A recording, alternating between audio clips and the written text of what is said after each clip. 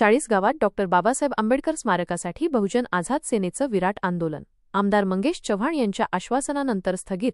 चाळीसगाव 28 जून 2025 शनिवार. भारतरत्न डॉ. बाबासाहेब आंबेडकर यांच्या पूर्णाकृती स्मारकाची चाळीसगाव रेल्वे स्टेशनसमोर उभारणी व्हावी या प्रलंबित मागणीसाठी बहुजन आझाद सेनेने आज शनिवार दुपारी 12 वाजता चाळीसगाव शहरातील सिग्नल पॉइंट येथे विराट रास्ता रोको आंदोलन केले. संघटनेचे संस्थापक अध्यक्ष तथा समाजरक्षक माननीय स्वप्नील जाधव यांच्या मुख्य नेतृत्वाखाली हजारो कार्यकर्ते आणि महिलांनी या आंदोलनात सहभाग घेतला.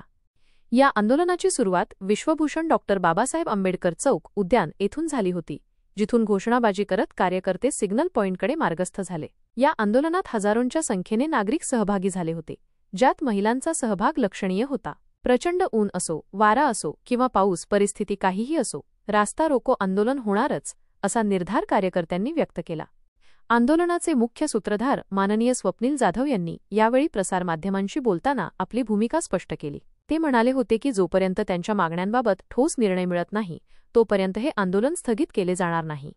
सुमारे 1.5 तास चाललेल्या या आंदोलनाने संपूर्ण चाळीसगाव तालुक्याचे लक्ष वेधून घेतले होते. आंदोलन सुरू असताना नगरपालिकेचे मुख्याधिकारी सौरभ जोशी, शहर पोलीस स्टेशनचे पोलीस निरीक्षक आणि चाळीसगाव तालुक्याचे आमदार माननीय मंगेश चव्हाण यांनी मध्यस्थी केली. आमदार चव्हाण यांनी येत्या 45 दिवसांच्या आत पुतळ्याचं सुशोभीकरण करून उभे करून देण्याचे आश्वासन दिले.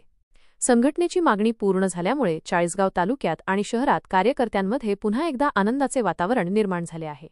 डॉ. बाबासाहेब